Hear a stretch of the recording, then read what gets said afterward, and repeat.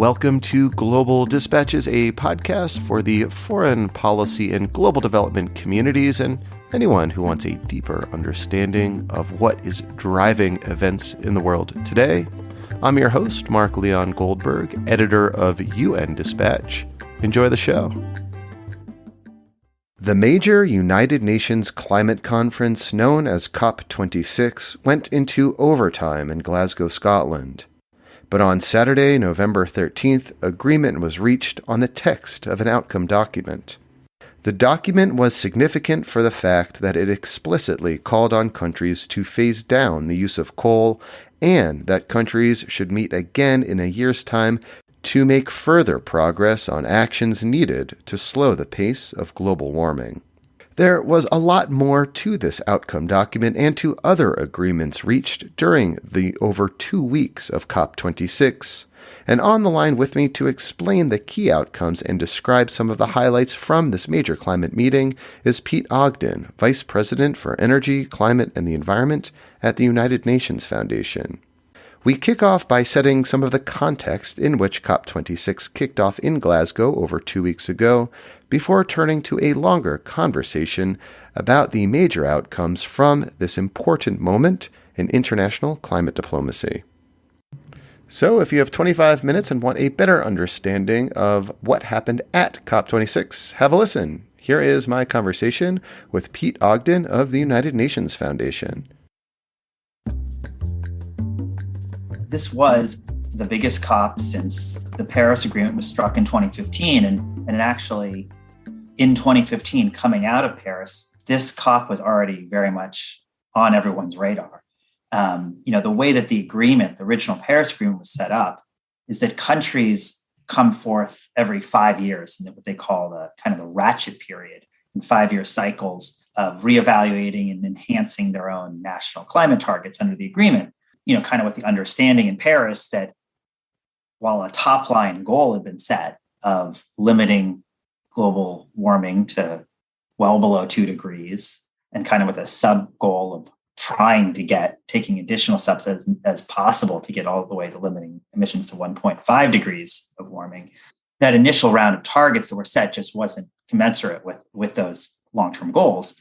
And the theory was that every 5 years you come back, you assess your progress, and then you essentially ratchet those. You increase your ambition as necessary. People were really focused on that. The other major commitment coming out of the Paris Agreement was a financial commitment from developed countries to developing countries to mobilize $100 billion a year in so-called climate finance, which is assistance, help developing countries to essentially make the transition to greener economies themselves, and also to deal with some of the hard impacts that they're feeling from climate change, which they, of course, have done very, very little to contribute to. And that kind of basket of financing, often referred to as adaptation. So essentially, how do these developing countries just cope with the impacts of climate change? So that was supposed to be 5 years in the making, and thanks to COVID, we got an extra year. So it was actually this COP where these kind of issues came to the head. What happened? How are these issues dealt with in this COP?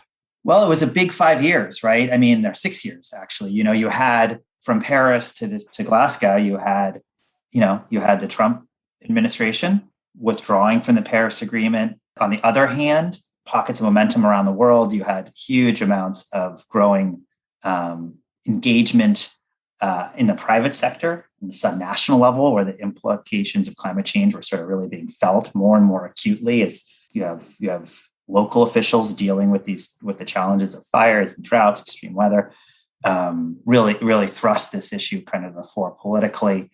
And you also had a huge study by the world's climate science assessment body, the so-called Intergovernmental Panel on Climate Change, or IPCC, come out with a seismic report on the implications of 1.5 degrees of warming, what that would actually mean. And while the world had sort of been trained coming out of Paris on the 2-degree target, it really kind of thrust to the foreground that 1.5 degrees is a threshold that beyond which we are going to start to feel just unbelievable impacts. So suddenly the urgency and the level of ambition that people started to realize we needed to achieve was actually even greater than 5 years ago, which is to say that we arrived in Glasgow. For 2 weeks. There were something like 40,000 registered participants. There'd been nothing like this on the global calendar. Maybe the Olympics, maybe not.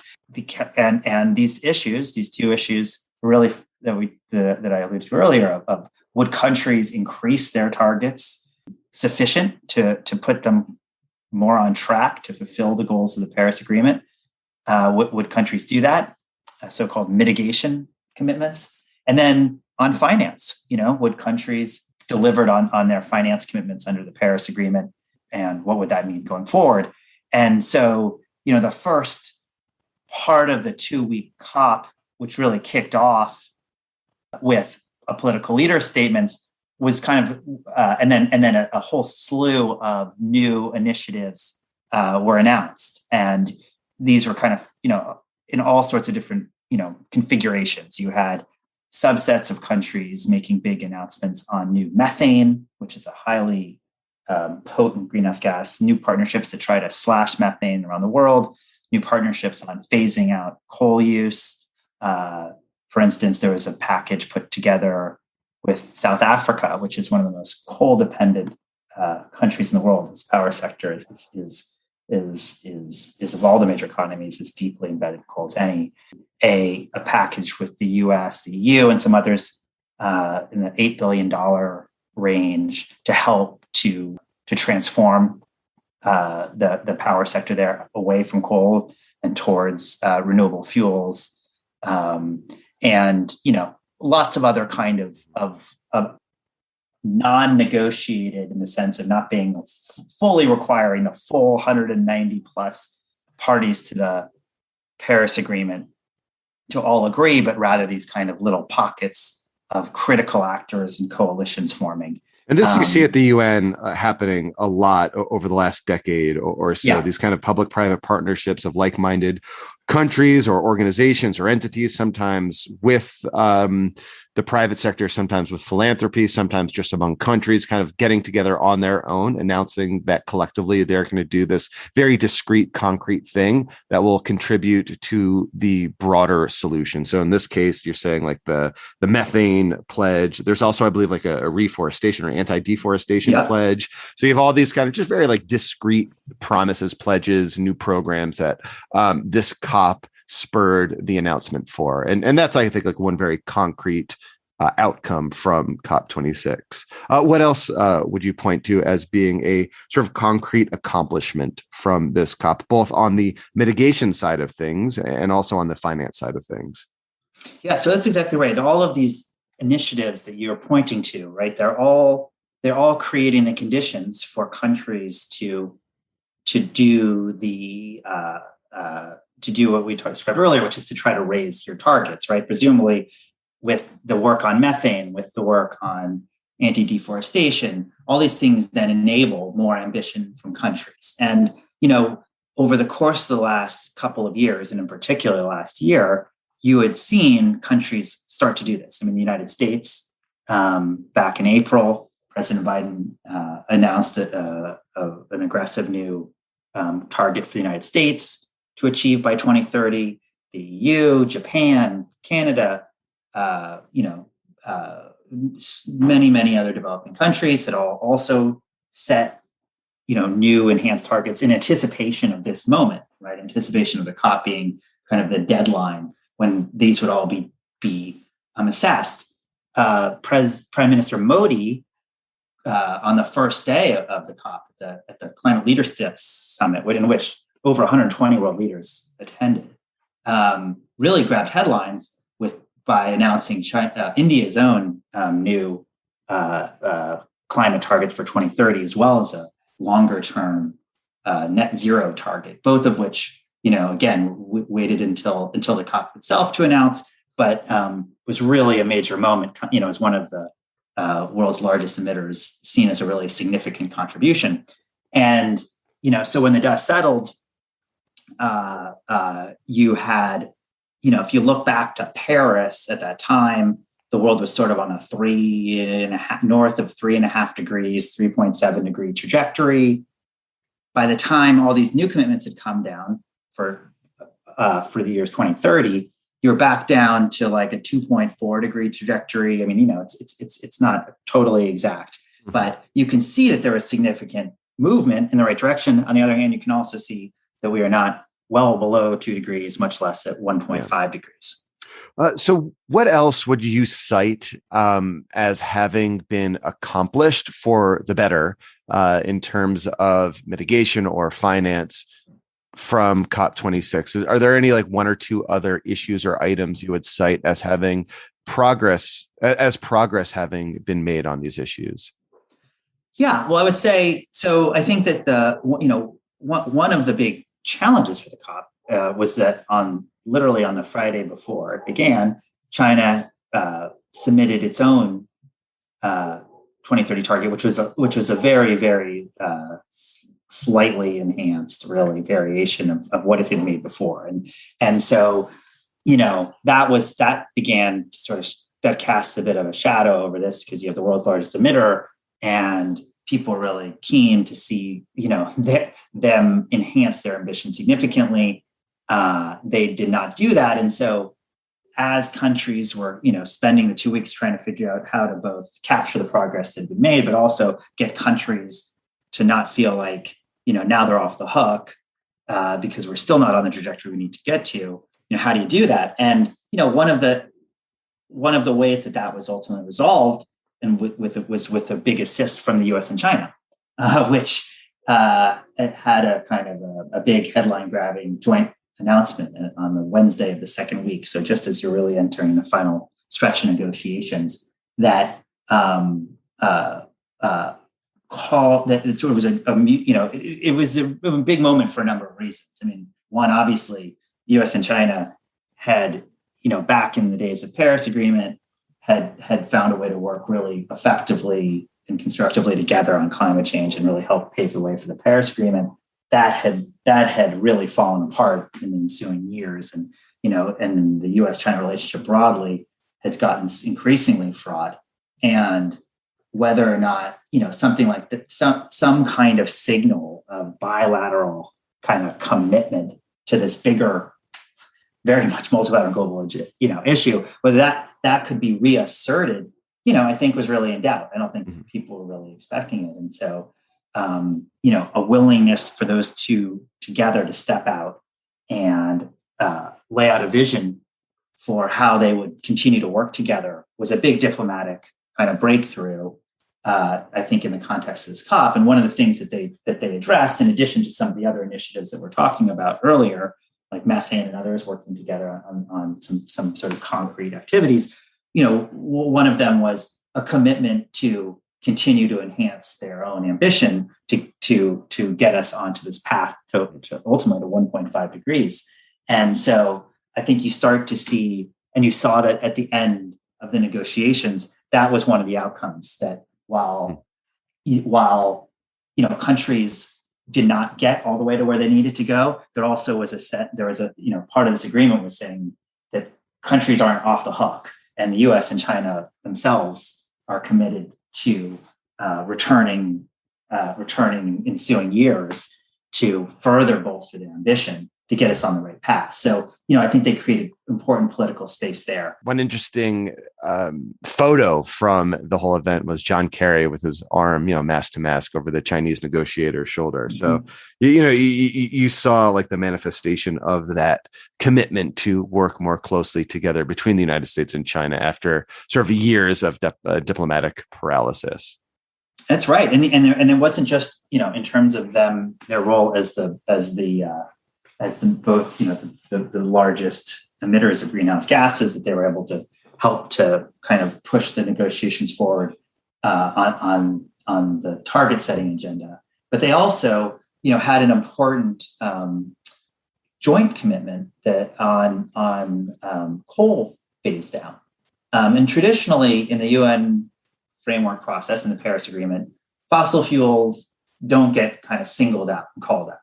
Of course, they're phased down or, is, implicit in these national targets people are setting. But, the politics around this, around countries explicitly again, all countries coming around documents that explicitly call for the phase down or phase out of fossil fuels or coal, have been avoided. And yet you look around the COP and there's all sorts of new commitments to doing, just this. And, you have China itself grabbing much deserved headlines at the UN General Assembly when they committed not to fund any more new coal plants through their Belt and Road Initiative globally, of which they've been, they've been by far the leading provider of support for new coal. So there clearly has been, in the context of these negotiations, kind of a willingness to more explicitly grapple with this. And one of the last issues that got dealt with in the negotiations, really in the final hours, was around this language that in the final text on the phase down or out of coal. And there was a really sharp kind of division in the negotiating teams. India was very much calling for inclusion of phasing down of coal, which, again, is a first in these kind of agreement. Others, of course, were promoting a position of phasing out coal. It was a really hard fought issue down to the wire. The U.S.-China agreement that had been worked out caused for phasing down coal. Clearly, that's where China was. Mm-hmm. And at the end of the day, that was the landing zone for the agreement. So, again, maybe a compromise position from what people might have wanted. On the other hand, it was also, a real significant first. Even Greenpeace, in their statement on the outcome document, in their very first sentence said, this outcome signals that the era of coal is over. What, to your mind, was not accomplished or left on the table or otherwise somehow disappointing to you as someone who has been following these issues for such a long time to not see included in the document? Or where did negotiators fall short? What was not accomplished? Well, one of the hardest issues, and I think there still needs to be worked on, is on the question of finance. This goal that was set out in the Paris Agreement, and actually was first articulated back in 2009, of developed countries committing to mobilizing $100 billion annually of public and private climate finance for developing countries, was not met. And, I think, to the credit of the U.S. and developed countries, there wasn't an attempt to sort of create some kind of alternative set of facts that would pretend that it had been met. And they very much owned up to it. They're short. It was $20 billion roughly, and that was not disputed. On the other hand, that was supposed to be mobilized annually starting in 2020. It's now, we're 2021, we're still not there. And I think that came, was a big disappointment. And, the question was, what can you do in the context of a negotiation to try to fix this? There have been calls from some corners from developing countries that, developed countries should have to, essentially make up for those shortfalls in forthcoming years, right? Pay off your arrears. That was resisted by developed countries. Ultimately, they laid out a roadmap and made, political commitments to get to and then surpass the $100 billion target over the next few years. But that's another promise, and they're going to have to. The pressure is really going to be on developed countries to make good on that. The other piece that I think was a step forward was on the share of that finance that goes towards adaptation. So some of this financing, obviously, that goes through the majority of it has been towards clean energy financing, right? Essentially, helping these countries to decarbonize their economy and to find green, clean energy growth paths. But part of that funding is also supposed to go to help them just simply to adapt to the catastrophic implications that they're, of trying to do that growth in the context of climate change. And so what they ended up, the kind of push had been, the hope had been to get developed countries to kind of commit to having half of their finance go towards adaptation, which they're, which would be, far higher percentage than currently. They ended up committing to doubling that their current share of adaptation financing from current levels over the coming few years. So that's directionally really, I think, an important development. But it's also, another kind of piece of the broader finance commitment that they will have to meet. So I think as people are looking forward to next year, already announced that it's going to be hosted by Egypt, as people start to, prepare to build up towards that, this issue is going to be really front and center all the way. Did COP26 reveal anything new or different to you about the current state of international climate diplomacy? Well, I think, to me, the amount of political attention and public attention on this COP, even exceeded what I imagined. And especially, considering all the challenges and questions about the COP and the timing of it, and with all the issues around COVID, and how do you execute something like this? Again, the first kind of major international conference of this sort that's been attempted. I think the resilience of the climate movement was really palpable. I mean, it was really people went to enormous lengths to try to be there. Reporters went to incredible lengths to cover it. I mean, you had all the major news outlets there and covering it on with a focus and with an attention to detail that I'd never seen before. So I think, all that was, really encouraging. I think with that extra scrutiny, of course, people start to, become more aware of the challenges in the process. I feel like at the end of the day that, there was people, people who want and thought that this was going to be the end and we would, the issue was going to be all resolved, are going to be disappointed. I think that on the flip side, that there was progress on all fronts. And I feel like the international process, the Paris Agreement has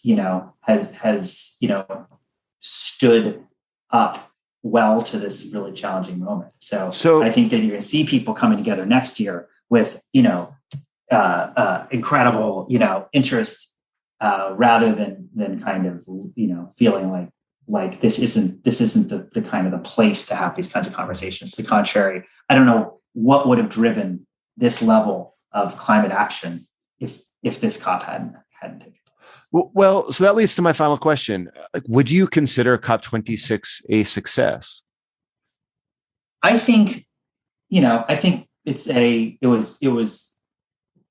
very diplomatic answer. I think that it moved the ball forward in a way that was very important. It also leaves much work to be done. And, I think it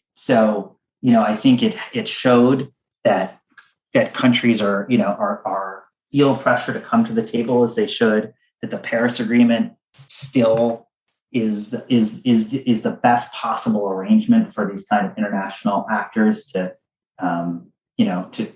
meet under, to negotiate under. But the level of urgency, the level of action is still not what we need it to be to solve the problem.